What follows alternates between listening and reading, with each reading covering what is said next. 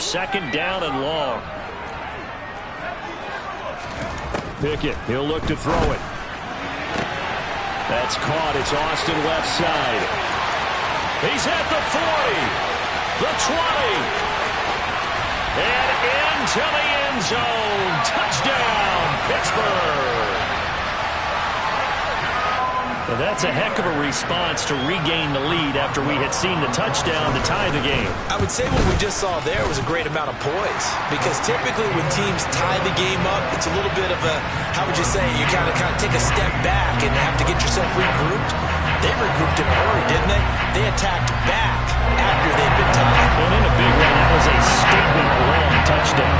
Boswell now to kick it away after the touchdown. And they will not get a chance to return this one as it's through the end zone for a touchback. Ready to go with their next drive, and at the line, the Cardinal offense. After that last score we just saw, now 14-7, so a chance to march down the field here, try to tie this football game.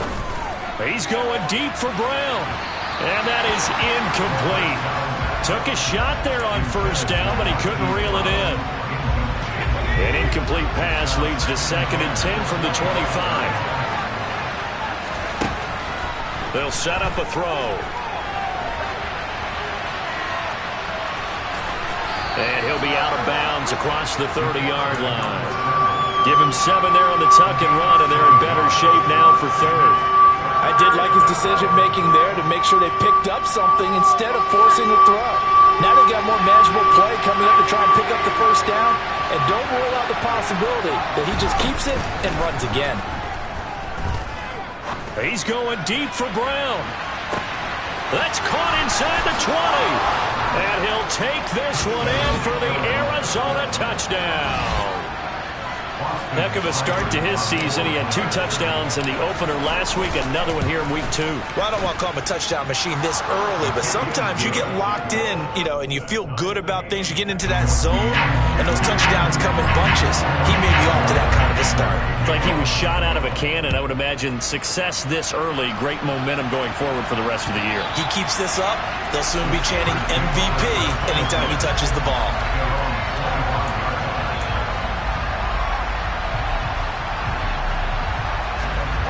The Steeler offense here about ready for their next drive. But right now, we've got a little bit of an offensive masterpiece going on both sides, moving the football, scoring points. It's almost like somebody tries to force it in, and it's intercepted. Jalen Thompson picks it. The Steelers signal for the second of their timeouts. And the Cards are going to take possession of the football.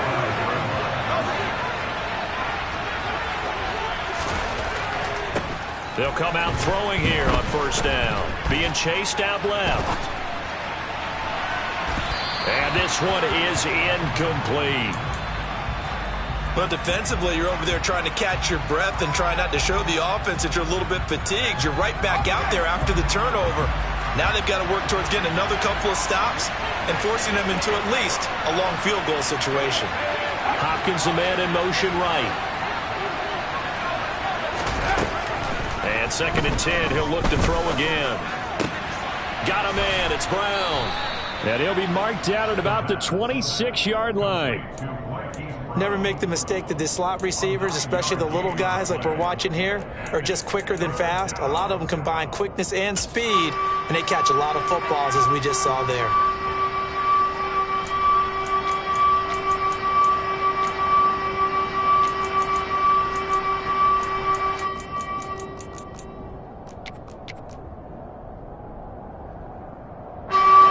The Steelers now in the nickel here on 3rd down. Back to throw here. And he's got his man, Marquise Brown. And he is going to have a Cardinals first down as they're able to convert by plenty there on 3rd and 1. A nice throw right there. And Charles, this is game number 2 in the NFL for this young rookie. His guys getting the victory last week, and he played pretty well by most accounts. Curious, what did you see? I saw something similar to what you described, Brandon, because I saw a guy who looked the part, a guy who was in command. not just with the touchdown passes, but definitely look to be in control of the offense as well. And you have both dealt. That's often uncommon for a rookie quarterback.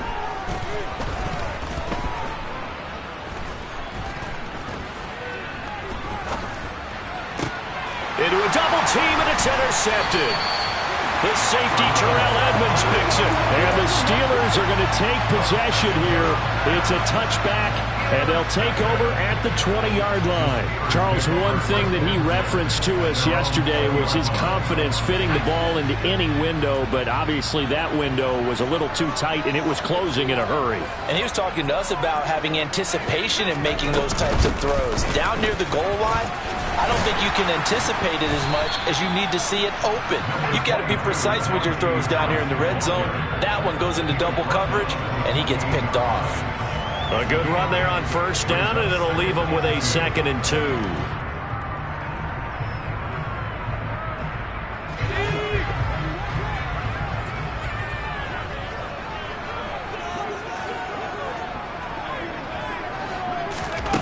Back to throw, Pickett. He's got a man, complete. And in for the Steelers, touchdown.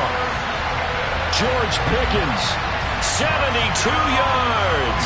And the Steelers are able to strike quickly here as they are in for 6. Extra point put through by Boswell. And the lead is now 21-14.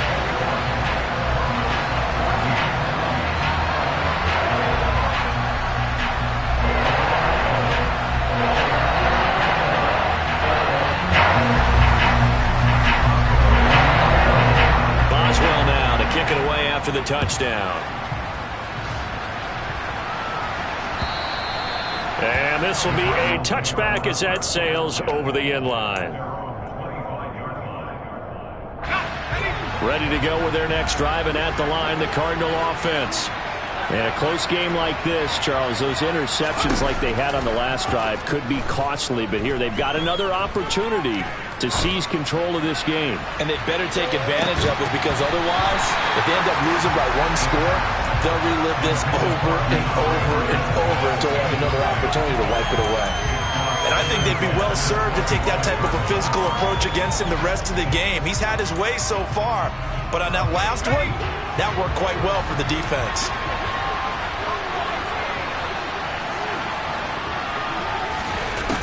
He'll try again with the arm here on 2nd down. Eluding the pressure right. And it's incomplete. Took a shot, couldn't connect. Well, the best don't mind making tough throws, but that was a real difficult one right there. Out of the pocket, trying to beat double coverage. More times than not, that's going to end up as an incomplete pass, if not worse. On 3rd down, he'll drop to throw. Finding a safety valve here. That's complete. Finding space at the 40. And past the 40 before he's out of bounds.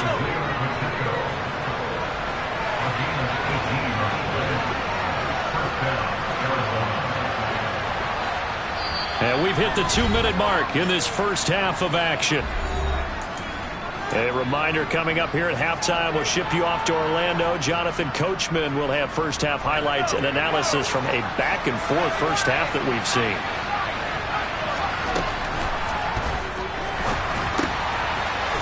Now he'll dump it underneath to his running back, complete. 2nd and 7.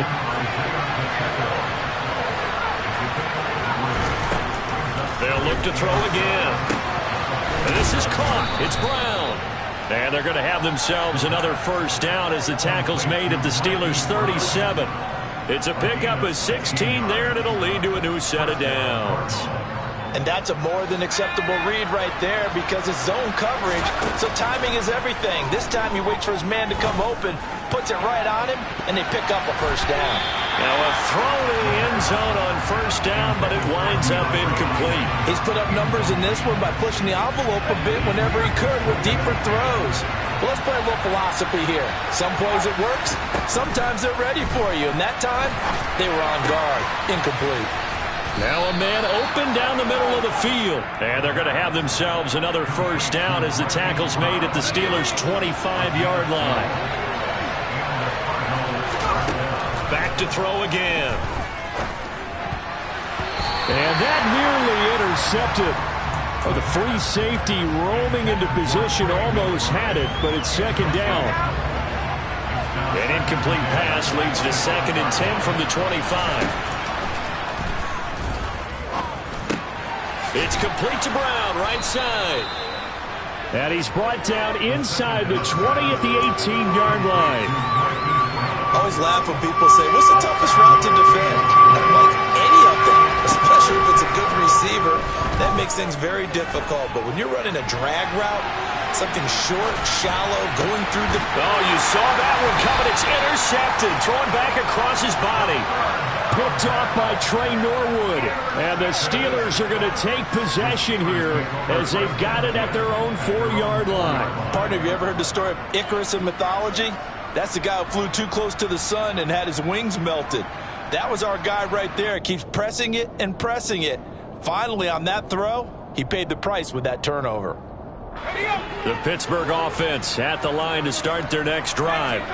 And with only 9 seconds remaining, well, not much time, we'll see how they play this. On 1st and 10, it's Pickett. Over the middle, complete. That's Johnson. And this offense going to elect to burn a timeout with 5 seconds remaining in quarter number 2.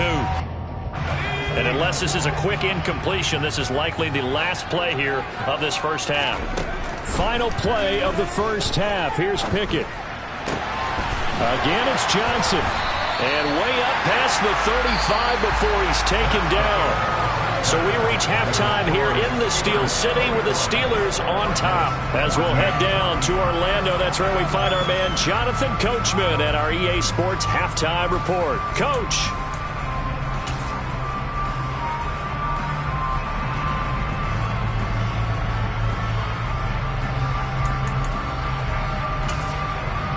And we welcome you back now. Alongside Charles Davis, I'm Brandon Gaudin, getting set for quarter number 3 here.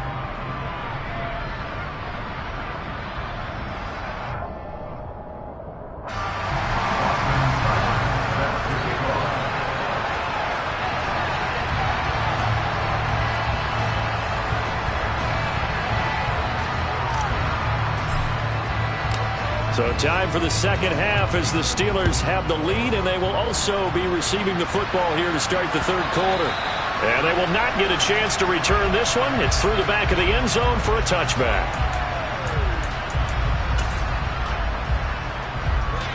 The Steeler offense here about ready for their next drive. As this offense takes the field to begin the opening drive of the second half, Charles, remember in that first half, good through the air and really all around an outstanding offensive performance.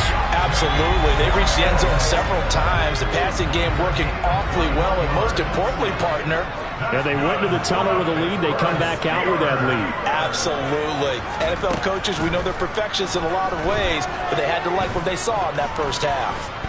Flush to his right. And seeing no options, he just tosses this one away, incomplete. Now that'll bring up second down. Not his best throw there, but where we sit right now in the third quarter, he's had a pretty good game throwing the football. He certainly has, and it's not exactly the point where we're doing 4-minute offense yet, but they've got to think about, I'm not going to say milking the clock, but understanding clock management here on out. To throw once more on 2nd and 10. Pickett. Got an open man, it's Pickens. And he's able to take it across midfield before going out of bounds. His second catch, and this one not nearly as electrifying as his first. And it'll bring up third down now. Austin brings in the quick throw. And he maybe makes it back to the line of scrimmage. That's it. So nothing doing there. And that'll bring up fourth down. Excuse my snarkiness here, but isn't the idea of completing a pass supposed to mean you get downfield and gain yards? Especially on third down. Yeah, that one. How about the defense? Figured that one out in a big way. Yeah, they completed it all right and lost yardage. Oh, he's got some breathing room. And he goes down, but not before...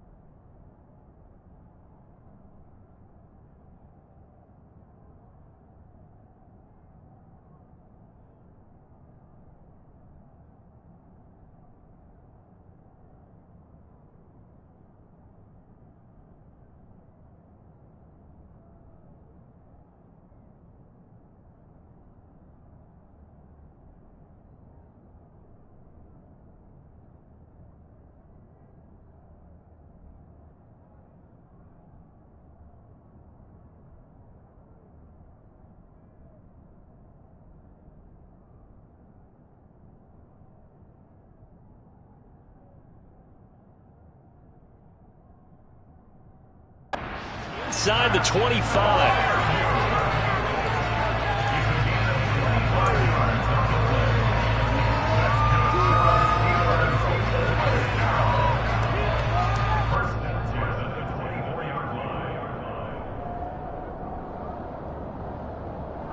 So this offense able to convert on fourth, and now a fresh set of downs here, 1st and 10.